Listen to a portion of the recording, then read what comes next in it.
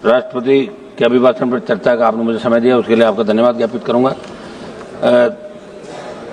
अखिलेश जी ने शुरुआत की थी प्रयागराज महाकुंभ में दिनांक 29 जनवरी को मौनी अमावस्या के दिन भगदड़ के अंदर जो दिवंगत लोग हुए उनको मैं श्रद्धांजलि अर्पित करता हूं और देश की सरकार से मांग भी करता हूं कि इस भगदड़ में मृतकों के सही आंकड़े नाम के साथ देश की जनता के समक्ष रखे जाए। कुंभ हमारी सनातन संस्कृति और आस्था का संगम है। सदियों से इस देश में महाकुंभ का आयोजन भी होता जा रहा है, लेकिन सरकार अपनी नाकामी छुपाने के मृतकों के सही आंकड़े नहीं दे रही है।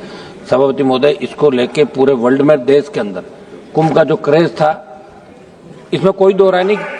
एक मिनट, करोड़ों लोग इसके अंदर स्नान भी कर गए, लेकिन आज भी कई लोग अपने परिजनों को ढूंढ रहे हैं। तो सरकार को इसमें नाकामी किसकी रही, स्टेट गवर्नमेंट की रही, किनकी रही, जिम्मेदारी किनकी थी, कौन आयोजन वहाँ करवा रहे थे, कौन अधिकारी थे, इनके खिलाफ भी इस मामले में कार्रवाई, सरकार को बड़ी कार्रवाई करनी चाहिए, ये मैं मांग करता हूँ। सभापति महोदय, किसान और एमएसपी, किसान कर्ज माफी का कल भी मेरा सवाल था।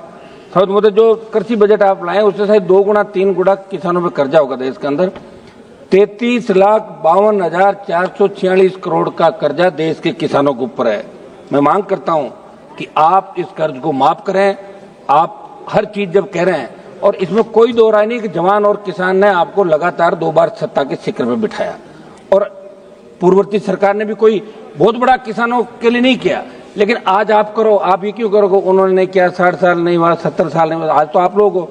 तो किसान कर्ज माफी की मैं मांग दोहरा रहा हूं कि पूरे देश के अंदर राजस्थान सहित आप किसान का कर्जा माफ करें। एमएसपी खरीद पे जो गारंटी कानून की आपने बात करी थी, तीनों कृषि बिल 700 किसानों की शहादत के बाद आपने लिए, तो मैं मांग करता हूं कि तमाम ये राइडर जो 25 क्विंटल का आप रखते हैं, 25 क्विंटल हम खरीदेंगे, बाद में नहीं हटाएंगे। इस राइडर को हटाते, बाद में नहीं कि राइडर को हटाते हुए तमाम खरीद आप करें, ये मैं आपसे मांग करता हूं। किसानों की आर्थिक स्थिति सुधरेगी, बूस्टर डोज मिलेगा।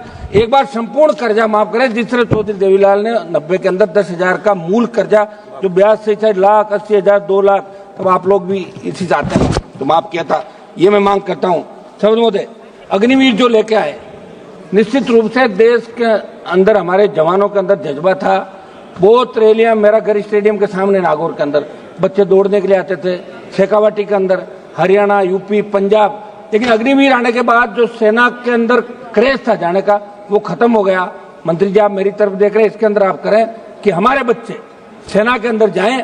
और इन्होंने, रक्षा मंत्री जी ने एक बयान दिया कि अग्निवीर को लेके जाने की इच्छुक युवाओं और सेना के सम्मान को हम लोग बहुत रख रहे हैं, और लिखा कि अग्निवीरों को कार्यमुक्त होने के बाद कौशल प्रमाण पत्र दिया जाएगा। तो कौशल प्रमाण पत्र के लिए सेना के अंदर थोड़ी जाते हैं। हमारी जो सेना है, वर्ल्ड की सबसे नंबर 1 सेना, थल सेना, हमारी एयरफोर्स, हमारी नेवी। तो मैं मांग करूंगा कि अग्निवीर की योजना को समाप्त करके पूर्व की भांति सेना भर्ती रैलियां चालू की जाए। और हमारी आई रेजिमेंट का मामला, हमारे अलवर से मंत्री जी आते हैं, गुजर रेजिमेंट का मामला, तमाम रेजिमेंट जो पहले यहाँ देश के अंदर थी, उन रेजिमेंटों की पुनर्स्थापना करें, नई रेजिमेंट बनाए। जो लड़ाके देश के अंदर, जो मार्शल जातियां हैं, वो चाहती कि हमारी रेजिमेंट भी सीमाओं पर लड़े, तो उन रेजिमेंटों की स्थापना भी आपको करनी चाहिए, ये मैं मांग करता हूं। सभापति महोदय, हमारे राजस्थान के अंदर पेपर लीक के मामले बहुत हुए पूर्ववर्ती सरकार के समय, और अब भी एक आध पेपर लीक की घटनाएं हुई। एसआई भर्ती, जिसके अंदर आरपीएससी के एक सदस्य को पकड़ा और 50 ट्रेनी एसआई जेल के अंदर, उनमें कुछ की जमानत हो गई।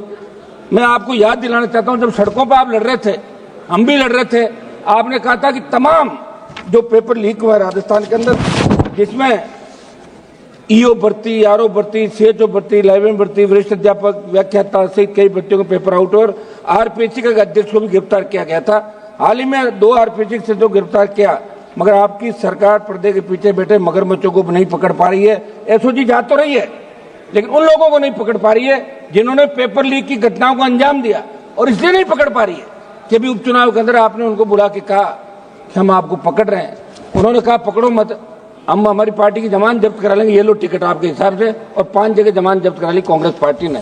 तो मैं मांग करूंगा कि आप इस एसआई भर्ती को रद्द करें, कोर्ट का बहाना नहीं बनाए।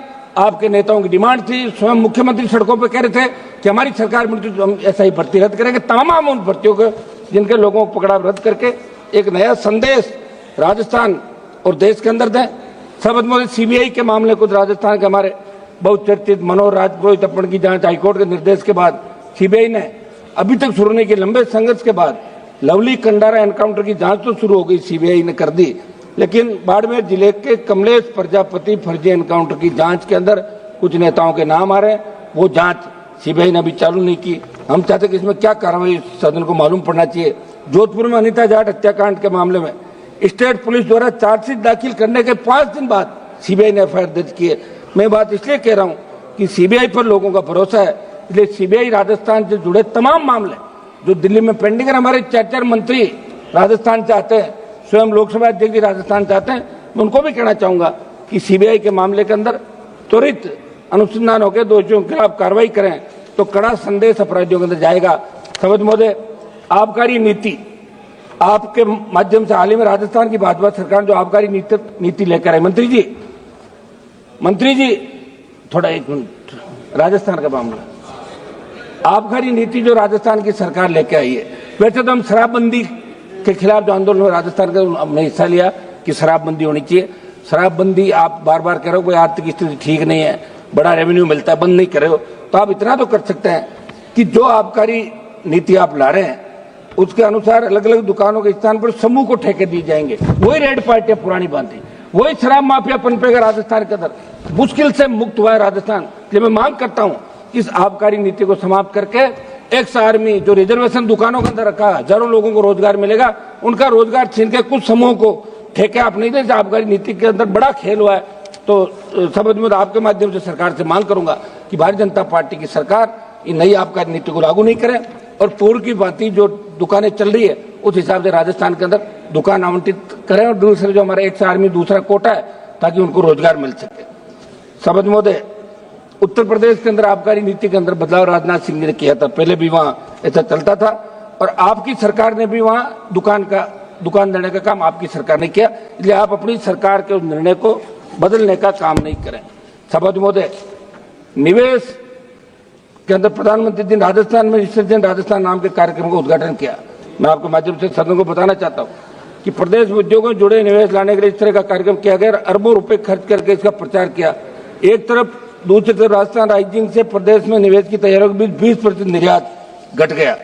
कारण यह कि भारत सरकार के कस्टम विभाग के बड़े अधिकारी ने राजस्थान में बार बार जांच आपत्तियों के नाम पर व्यापारियों को तंग करना शुरू कर दिया था।